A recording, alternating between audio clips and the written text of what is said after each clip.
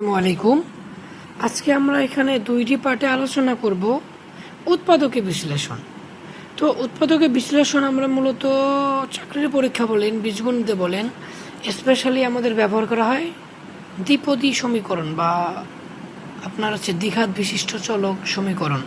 তো আমরা এই যে দ্বিঘাত বিশিষ্ট সমীকরণগুলোকে একটি মডার্ন ফর্মুলার মাধ্যমে আমরা প্রকাশ করতে পারি। তা হচ্ছে A X square plus B X plus C.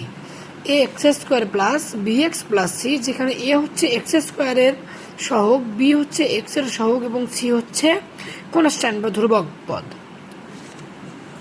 তো আমাদের এখানে উৎপাদক করার একটা নিয়ম হচ্ছে কনস্ট্যান্ট ভ্যালুর সাথে এক্স স্কোয়ারের ভ্যালুকে গুণন করে এ ও সিতে গুণনফল হবে। এইটাকে এমন দুইটি উৎপাদকে পরিণত করতে হবে যাদের যোগফল অথবা বিয়োগফল অথবা একটি যোগ এবং একটি বিয়োগ অথবা একটি বিয়োগ একটি যোগ করলে মাঝের বি এর মানটি সমান হয়।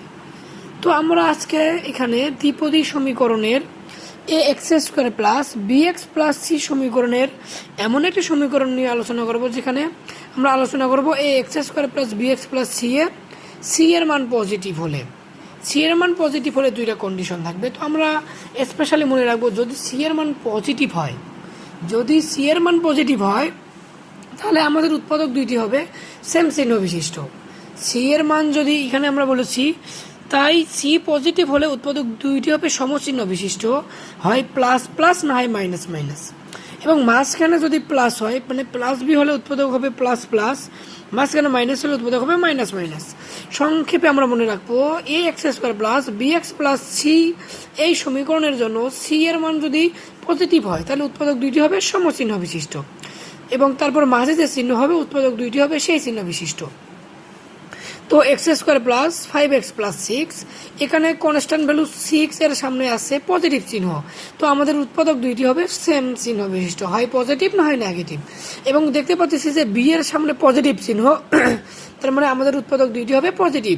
তো 6কে আমরা ভাঙতে পারি 3 দুগুণে 6, তাহলে কেবল 3 আর 2 যোগ করলে 5 সম্ভব, তাছাড়া আমাদের অন্য ক্ষেত্রে কখনোই সম্ভব নয়।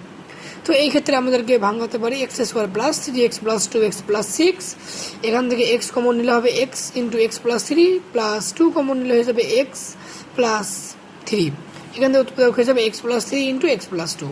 তো আবার রিপিট করতেছি এরকম আরেকটি অঙ্ক, তো হচ্ছে x square plus 7x plus 12। তো আমরা 12কে ভাঙাইতে পারি 3 4 12, যেহেতু 12 পজিটিভ মানে কনস্ট্যান্ট এবং বি হচ্ছে পজিটিভ একটি এক্স এর সহগ, তো আমাদেরকে উৎপাদক দুইটি এমন হবে যে সেম চিহ্ন বিশিষ্ট এবং তা হবে পজিটিভ চিহ্ন। তো 3 4 12, 3x প্লাস 4x, তো এখানে হয়ে যাবে x plus 3 into x plus 4 একটি উৎপাদক। তো এবার আমরা করব সি পজিটিভ বাট বি যদি নেগেটিভ হয়। তো আমরা জানি সি যদি পজিটিভ হয় তো উৎপাদক দুইটি হবে সেম চিহ্ন বিশিষ্ট। তো এবং এখানে উৎপাদক হচ্ছে C positive but B negative, তো উৎপাদক দুইটি হবে একটা পজিটিভ একটা নেগেটিভ। যেহেতু বি নেগেটিভ তো আমাদেরকে উৎপাদক দুইটি নেগেটিভ হইতেই হবে। তো 3 দুগুণে 6, তো আমরা লিখতে পারি x square minus 3x minus 2x plus 6, এটাকে আমরা চাইলেও লিখতে পারবো না x square minus 6x plus 6, তাহলে আমরা দেখেন উৎপাদক দুইটি বুনবে না। তো যেহেতু প্লাস 6, তো উৎপাদক দুইটি হবে সেম চিহ্ন বিশিষ্ট, এখানে ভিন্ন চিহ্ন দেওয়া যাবে না, সেম চিহ্ন বিশিষ্ট। এবং 3 দুগুণে 6 যোগ করলে 5 হয়, মাইনাস 3 মাইনাস 2 যোগ করলে মাইনাস 5। তো এখানে কমন নেওয়ার পরে আসবে x minus 2 into x minus 3। তো সিমিলার আরেকটি আমরা এই উপরের উৎপাদকের মতো বিবেচনা করি, x square minus 7x plus 12, 3 4 12, এইখানে উৎপাদকগুলি এইখানে সি পজিটিভ বি হচ্ছে নেগেটিভ, তো এইখানে উৎপাদকগুলি আমাদেরকে নেগেটিভ চিহ্ন বিশিষ্ট করতে হবে।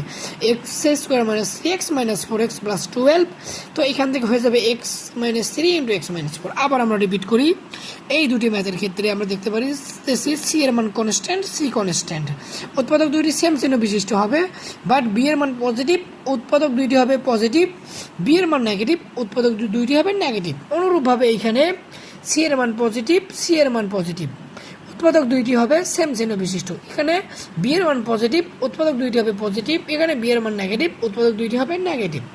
আসসালামু আলাইকুম। আমাদের প্রথম এপিসোডে এখানে এটাই ছিল যে A X square plus B X plus C সমীকরণের যদি সি বা কনস্ট্যান্ট ভ্যালু পজিটিভ হয় তাহলে বি যদি নেগেটিভ হয় তো উৎপাদক দুইটি হবে নেগেটিভ, যদি সি পজিটিভ হয় সো যদি বি পজিটিভ হয় তাহলে উৎপাদক দুইটি হবে পজিটিভ। তো এটাই ছিল আমাদের মেইন আলোচনা আজকের জন্য। আপনারা এই পেজটিকে স্ক্রিনশট নিয়ে ভালো করে বোঝার ট্রাই করবেন। আসসালামু আলাইকুম, আমি আশরাফুল আলম, লেখাপড়া করতেছি জাহাঙ্গীরনগর বিশ্ববিদ্যালয়ের পরিবেশ বিজ্ঞান বিভাগে।